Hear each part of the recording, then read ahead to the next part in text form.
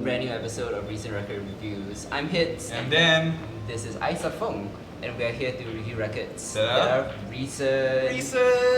What? So if you don't know, Isa is also a producer named Blankverse, Yeah. and he's also a member of a band called Subshaman. And he's here to join us to give his very informed opinion on music, because he's a musician and we are not. Let's talk about shit. Exactly. Yeah. Hi guys. And the first album that we'll be talking about today is by Moderat. It's a ultra highly anticipated third full-length album between a collaboration of Mode Selector and Apparat. And to me, Moderat often sounds like the sound of its parts. Like Mode Selector is very floor-friendly, crunchy rhythm, party-starting kind of rowdiness, whereas Apparat has a more like delicate feel when he's in solo mode. So toss them all together and it's big beats, underlying intricate arrangements with this like introspective aura. I think it's essentially like description of number 2. That's Exactly. like the perfect description of Yeah. And that's a Exactly. good segue because number 3 is like number 2 is like number 1. I like the album. It's graced by soaring undulating melodies, unexpected textures and rhythms, blah blah blah. All good, all good. I like number 3, but it just sounds the same old thing. Like it feels like a very by the numbers album. Maybe it's unfair. I should be judging it in a vacuum and not in a context. But in the context of Moderat's overall. I have no idea. I'm just fucking around, man. Their body of work, as we say in English, this doesn't stand out in particular because it's just nothing new, and they're trotting on well-worn paths. I think it's quite interesting about how you talked about judging the album with its context, from 1 and 2 versus just being totally objectional on the music. When I actually think like that you can't ignore the fact that the album is still a statement of like the sum of its parts, which is Mode Selector and Ambry. Sure. And I feel that what they bring to the table, which we talked about, where they've kind of perfected it in 2. I feel. Yeah. 3 just feels like they're on autopilot, and that's being objectional because I'm still judging them based as artists. Okay. And what they bring to the table right now is they're just not trying. To me, being objective is still judging them based on the sum of its parts, which is Moderat, Mode Selector and Apparat. Right. So to me, like what they brought to the table, was kind of perfected in the second album. Yeah. But if this third album, I just feel like they're not even trying at all. And like that's just being objective. Like it's just a boring album, and like it's hard to think if like I would enjoy this if another artist did it, because I still think that I wouldn't. If anything, I still did enjoy the fact that they brought in like a saxophone, in the middle of the album. They did bring some variation, but overall It's like more of an Apparat thing. oh yeah. But I just felt like it was just too texturally driven to actually have some sort of like dynamic structure in the album. Right. Yeah. I mean, Moderat is kind of a unique animal for me at least, because when you put you put 2 guys who do like minimal techno, right, and then you put Apparat, which is like ambient pop. That isn't supposed to work. But it does, and it has worked twice. Yeah, and it works twice, and it kind of culminated in 2. Yeah. I kind of feel that 3 is a bit more cohesive, in my opinion, just sound-wise. Okay. But then again, like Dan brought up, it sounds as though, okay, look, we've hit the formula in 2, let's just keep at that. And they just pushed out like a 10-track long album. It's a really, really long album. Yeah. And it's just more the same, essentially. And I just feel like, I don't know if the sum of its parts is the right way to describe it, because it feels like less, Okay. right, than what both parties could bring to the table. They're putting out another album because they feel that they need to put out another album. There's a demand for Moderat because like 2 was so highly successful and people are such. I mean, I was a huge fan. I traveled to Barcelona and see Moderat. I mean, that was like one of the highlights of my life. But I mean, like beats. I mean, the beats are what you're gonna expect the most. Like the bass is satisfying, and the whole like cleverness thing. What I'm concerned with is that it sounds so much like so many other artists out there. You're expecting a collaboration between these 2 very unique artists to give you something unique, right? But it's not, Yeah. because like my first listen to it, I was like, wow, okay, this could be James Blake, it could be Jamie Woon, it could be 100 other artists that are doing what they're doing right now. Exactly, but it's Moderat, and I expect a bit more from them, given how good 2 was. But I just get more of the same, and it's just long, it's draggy. And I was playing on Spotify, it was just like it went all the way through the remixes, and that's kind of where remixes were good. that's when I kind of started to take notice, Yeah. And then after that it goes into the instrumentals, and I just like, okay, you kind of lost me again. So it's a problem when the remixes of the album itself outshine the actual. So I guess in a way, like to sum it up, you're trying to say the album is uninspired. Yeah, it feels that way a lot. I mean, like there's so many familiar like melodies that they reuse in the tracks themselves, right? The beat structure is pretty much the same. You know how they treat the voice and how they treat like the synths are the same on many of the tracks.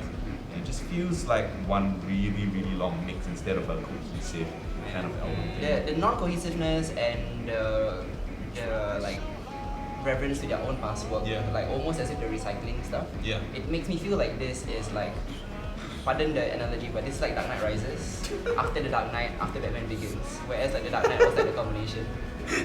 This is the Dark Knight Rises of Moderat. I enjoyed Dark Knight Rises a lot more than Moderat 3. I'm not even sure about that. Okay, yeah. There's another discussion for another day. Tune in I for mean, movie if review. Bane made an album, I might. I wonder what's gonna be the Batman v album. I could name some names, but I can't. Okay, so how much do you rate this album then? I admire its craftsmanship despite its boringness, so I'm giving it a 6. Snooze Fest 4 over 10. I think production value and all of that, and like how they managed to keep it the same way in its 2. I was just expecting more, so I'm gonna give it a 6. Yeah. And the next album that we'll be talking about is a brand new album called Red Flag by All Saints. That's right, All Saints is a new album. Who would have thunk it? 10 years after their previous comeback, which failed spectacularly, sadly. But There's one in 06, right? 06, Yeah. The real one, yeah. It didn't work. But All Saints are still one of my favorite 90s girl bands. Till this day, songs like Pure Shores, Black Coffee, Never Ever still find themselves on heavy rotation on my playlist, and I'm not ashamed to admit that I'm a huge 90s pop person. And all you 90s kids, I'm sure you'll agree with me. So, but anyway, like onto the new album, it's called Red Flag, and while it doesn't possess a standout track like Pure Shores or something like that, I actually feel that this is one of their more cohesive albums as a whole. More than 2006 Studio One at least. What do you think? I totally agree. Like this is coming from a guy who wasn't really much of a 90s pop guy. Okay. Like pop was kind of like the beginning of my existence because like my sisters dug it so much. So it was like it was all over my house. So I wanted to find something else, but I was so impressed at how, like you said, All Saints managed to craft out like a cohesive album which consisted of a girl band that had no intentions of outshining each other, but instead trying to work together to create like something really surprisingly unique, like I guess like in terms of pop right now, because I can't really think of like much else which sounds like this. I'm not trying to say like original, innovative or anything. No, but like, I think sounds like this is because like they sound like prime 90s pop. Yeah. This is the exactly. beauty of prime 90s pop. There is that one track, Dancehall One track? Woman Man, Oh, and it has right. the strings inside. It sounds like a fucking 90s song, like you know something like Bittersweet Symphony and all that. Exactly. You know when they use like strings, like my god, It actually really made me miss 90s pop. Yeah, it and how works well well, crafted it yeah. was. First listen through, I was thinking like, oh, you know what? This would have been great released at their prime. They would have killed it if they released it Oh, at their damn, prime. yeah. For me, All Saints always used to be like that one particular girl band that you listen to because you're cooler than everybody else. Oh yeah. Right? So like above and beyond your Spice Girls, say for example, right? So All Saints had it at that time, and like the whole like layered vocals thing without the needing someone to be in the limelight at a particular point in the song. Yes. You know, and they've got more of that here. I love the maturity of the songwriting that they have for Red Flag.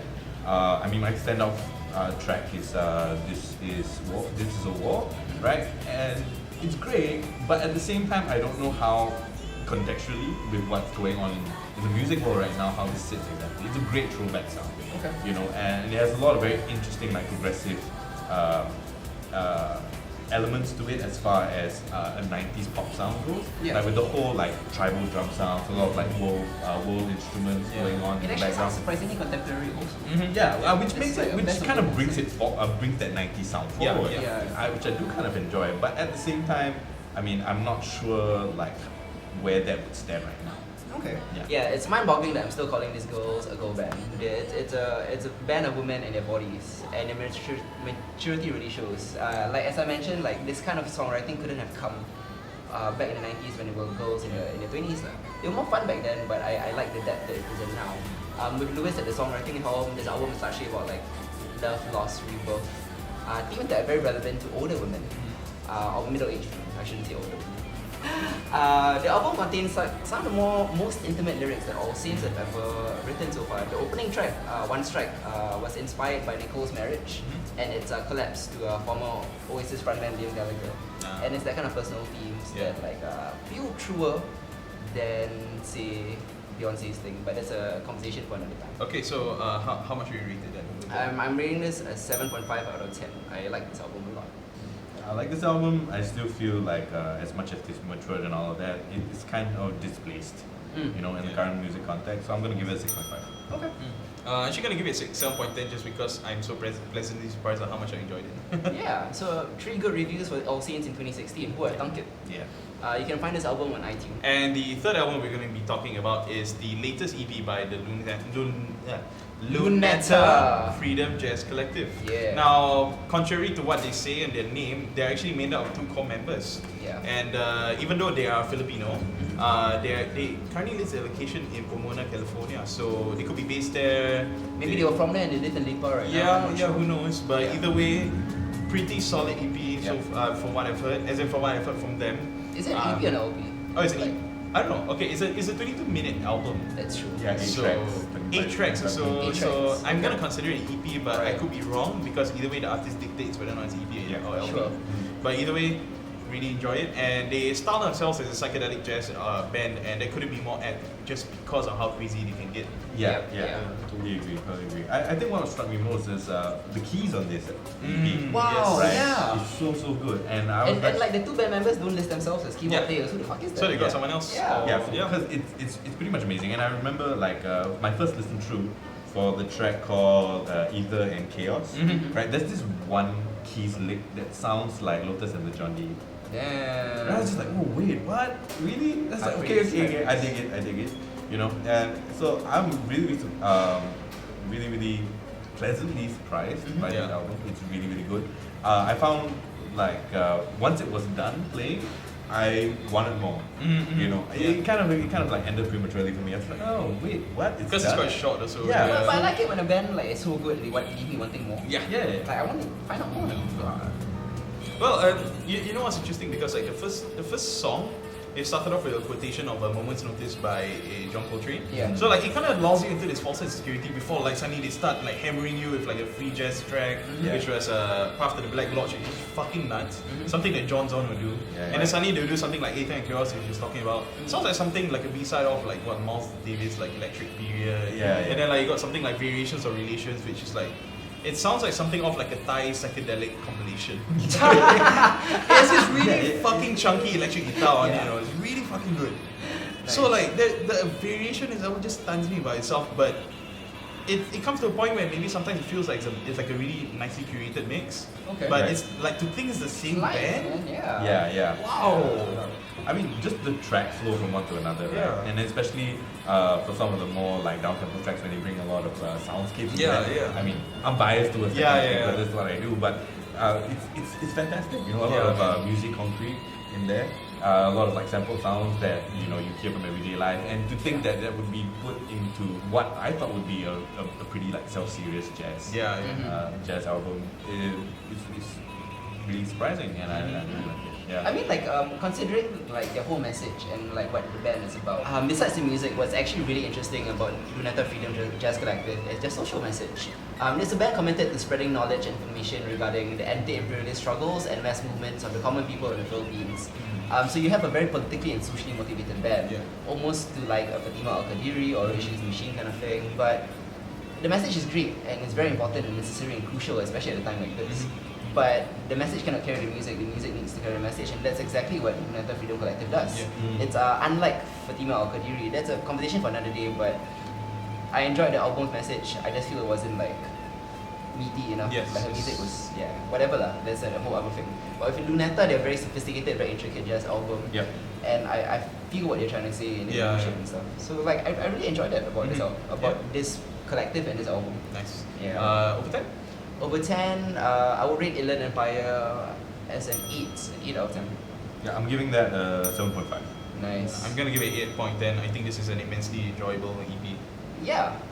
Please check them out on Bandcamp if you haven't. Yep. And with that, we've come to the end of a new episode of Recent Record Reviews. If you have any albums that you want us to talk about in the next episode, please leave them in the comment section below. Or if you have any general complaints or you want to praise us, I like praise myself. Please also I like leave them. complaints. No, I think I No, praise please this. don't complain. Don't I like complain. beer. Yes, you want to get us beer, whatever. Leave them in the comment section below. We're out. I'm Hit, it's Ben, it's Dan, Isa. Isa. Peace, we'll catch you next week.